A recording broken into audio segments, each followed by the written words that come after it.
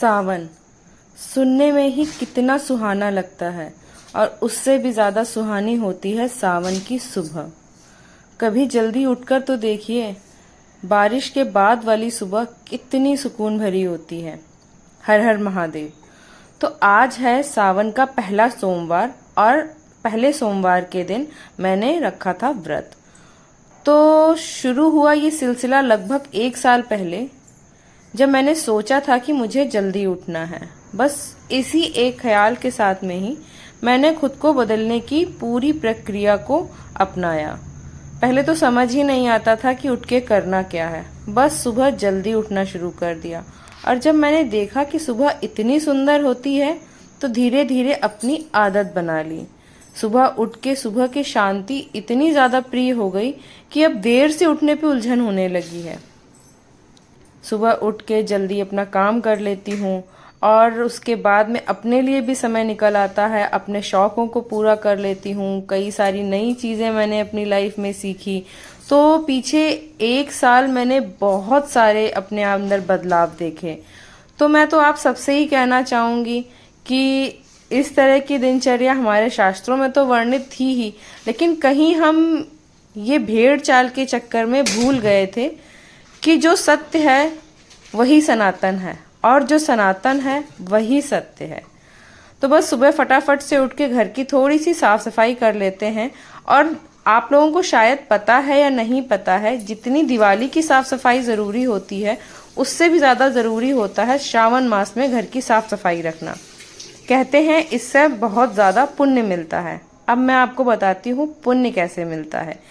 बारिश के मौसम में पहले या कह लीजिए अब ज़्यादातर रोग फैलने के चांसेस होते हैं। तो जब आप साफ सफाई ज़्यादा रखेंगे, अपने आप को भी साफ रखेंगे, अपने आसपास के वातावरण को साफ रखेंगे, योग प्राणायाम नाम जप ये सब करेंगे तो आपका मन भी शांत होगा और शुद्ध होगा। और जब आसपास का वातावरण शांत होगा तो आपके बीमार होने के चांसेस भी कम हो जाएंगे। तो लो जी, यहाँ मैं नहा धोकर हो गई थी तैयार।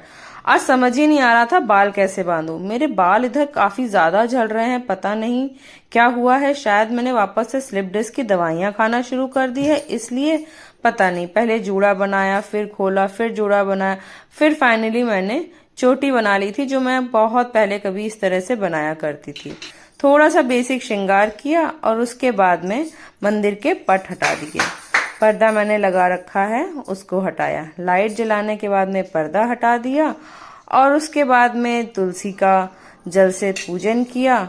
और उसके बाद में मैं बैठ गई थी नाम जप करने के लिए। जब तक बेटा उठे और आसपास कोलाहल शुरू हो जाए, मैंने सोचा थोड़ा ध्यान और नाम जप कर लूं, क्योंकि एकांत में एकाग्र होकर नाम जप करना और ध्यान करना मुझे अत्यंत प्रिय हो चुका है। बस बैठ गई थी, ध्यान किया, नाम जप किया और ये सब करते करते लगभग 6 बज गए थे। और इसके बाद में मैंने सोचा चलो कान्हा के उठने का टाइम हो गया, टाइम से उसे भी उठा लेती हूँ।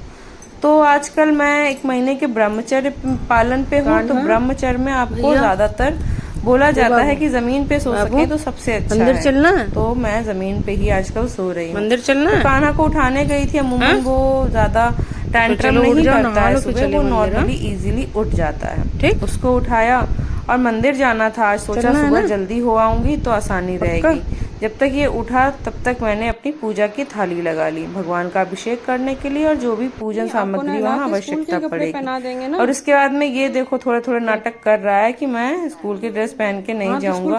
धुली हुई ड्रेस थी तो सोचा यही पहना के ले जाऊं तो दोबारा का काम बच जाएगा। थोड़ा सा समझाया उसको तो मान गया। बहुत ज्यादा जिद नहीं करता है। उसके बाद हल्का सा पानी इसके लिए गुनगुना कर लिया था। हल्के से गुनगुने पानी से इसको नहला दिया था।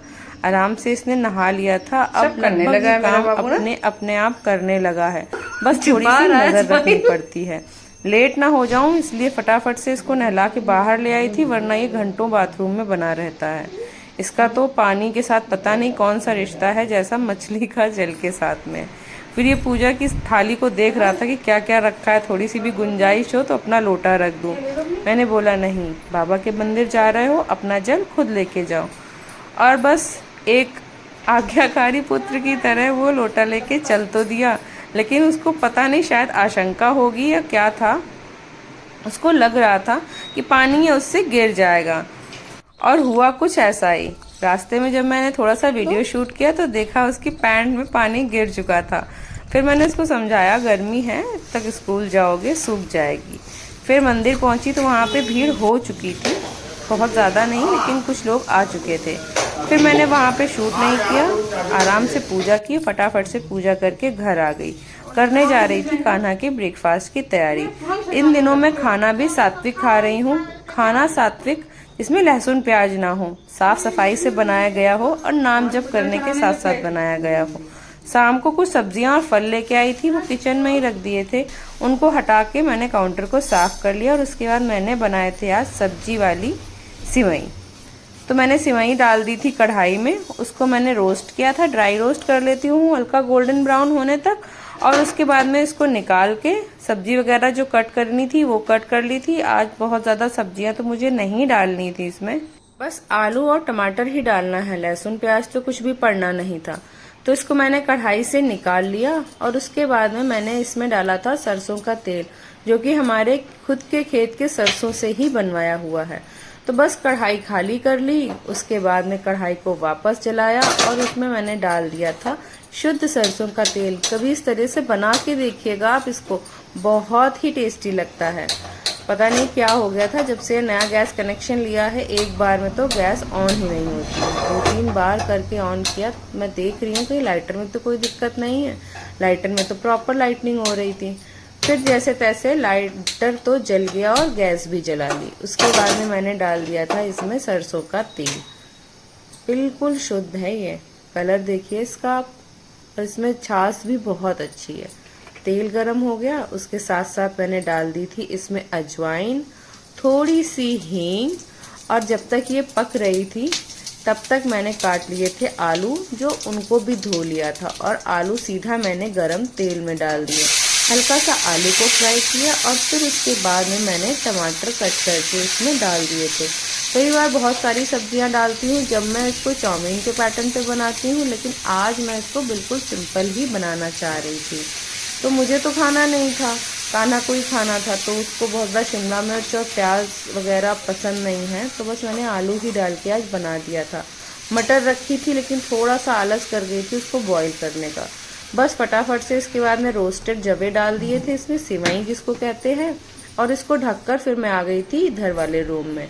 वहाँ पे मैंने कान्हा से बोल दिया कि चलो बेटा योगा मैट लगाओ, जब तक ब्रेकफास्ट तैयार हो रहा है थोड़ा सा योगा हम कर लेते हैं। तो बस उसके बाद में थोड़ा सा भजन चला दिया और हम बैठ गए थे योगा करने के लिए, जिसमें मैं अभी कान्हा को बहुत सिंपल से इजी से योगा सिखा रही हूँ, जिससे उसके रूटीन में ये सारी चीजें आ जाएं। और फाइनली एक दिन ये सारी चीजें इसके रूटीन में अच्छी तरह से आ जाएंगी, फिर इसको एडवांस्ड योगा अगर मैं सीख पाई तो मैं सिखाऊंगी, नहीं तो इसको योगा जरूर सिखाऊंगी। क्योंकि आप जिम तो कर सकते हैं, अच्छी चीज है, लेकिन मैंने जिम और योगा दोनों किया है, तो मैं अपने अनुभव से बता सकती हूँ योगा से अच्छा कुछ भी नहीं है।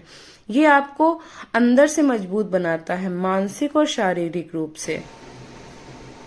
मैं इसको सिखा रही हूँ ये वाला योगा, इसको बोलते हैं वृक्षासन, कैसे करना है। अभी थोड़ा सा उसका बैलेंस नहीं बनता है। बस तब तक बीच में देखिए मैं आई थी इधर देखने के लिए कि ब्रेकफास्ट बन गया है कि नहीं, और देखिए मज़ेदार खिले खिले हुए हमारी जो ब्रेकफास्ट है वो बन के तैयार हो गया है। इसके बाद में इसमें मैं हरी धनिया चॉप करके डाल दूंगी, उससे इसको गार्निश कर लेंगे। और ये देखने में भी बहुत सुंदर लग रहे हैं, खाने में तो बहुत टेस्टी लगते हैं, मुझे तो बहुत पसंद है। और बस उसके बाद में इसको मैंने गार्निश किया, और इसको आप बंद करने के बाद अगर थोड़ा सा ढक के रख दें तो जैसे नीचे जो हल्का हल्का चिपक जाते हैं ना, ये भी निकल आते हैं।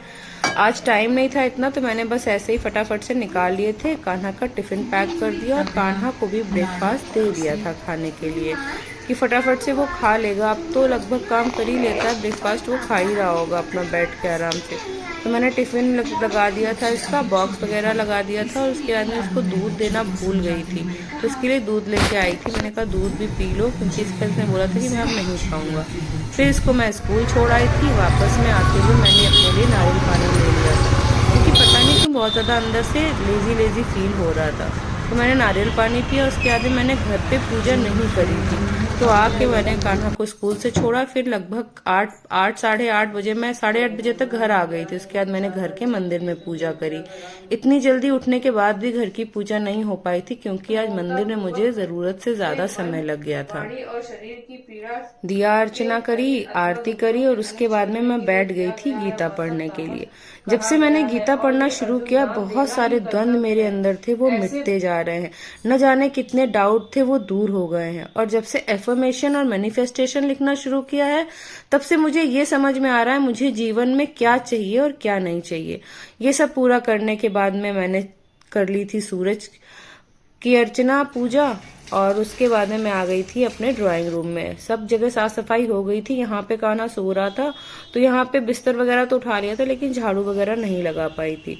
तो झाड़ू वगैरह लगाने के बाद में मैंने थोड़े से फल खाए थे। लगभग बज गया था 10, तो थोड़े से फल खा लिए थे और थोड़ा बहुत काम किया था। बैठ के थोड़ी देर फोन चलाया था, 1-2 पोस्ट किए थे इंस्टाग्राम पे, यूट्यूब चेक किया अपना, और फिर मैंने थोड़े से फल आज ब्रेकफास्ट में खा लिए थे। कुछ अमरूद थे। हमारे सामने वाले प्लॉट, जो घर के सामने प्लॉट खाली पड़ा है, वहां पे जितने पेड़ थे वो काट दिए गए हैं। तो अमरूद का भी उसमें एक पेड़ था, तो वहां पे कुछ फल थे वो मैं ले आई थी। कान्हा भी गया था लेने, तो उसको लेके आई थी। तो उसमें कुछ तो सही थे, बाकी तो सब गिरने की वजह से खराब हो गए थे।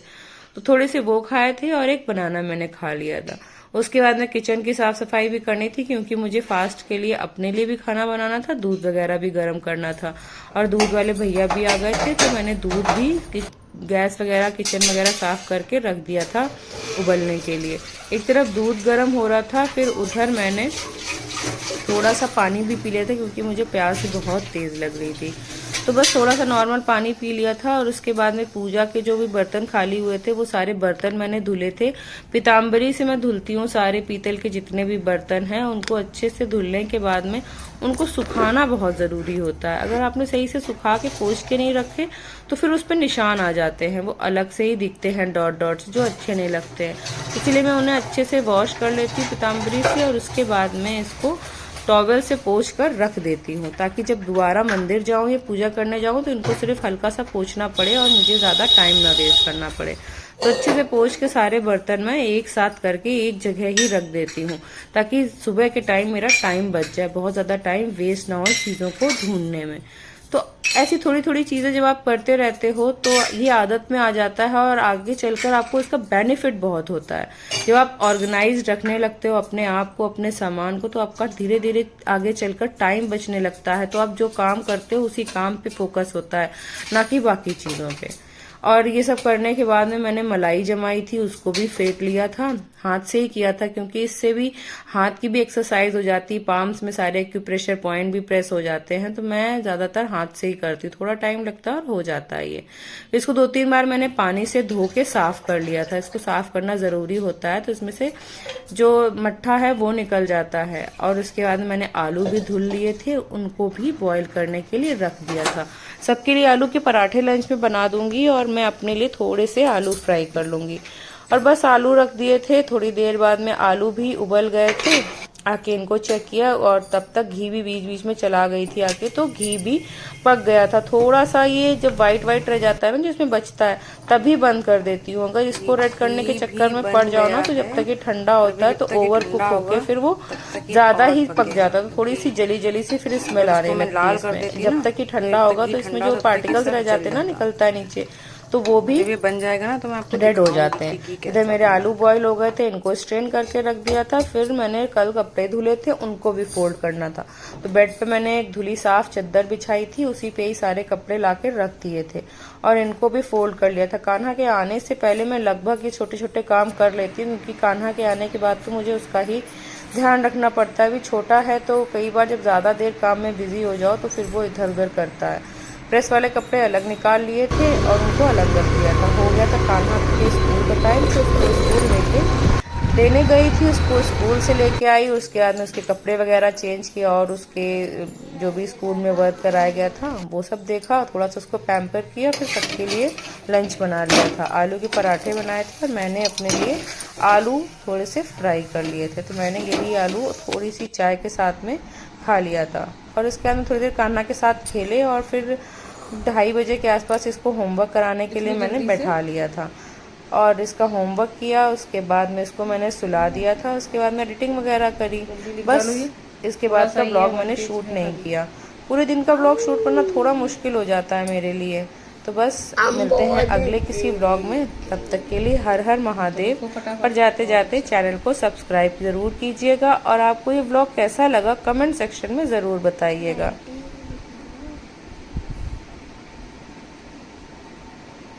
लास्ट में दिखाएंगे।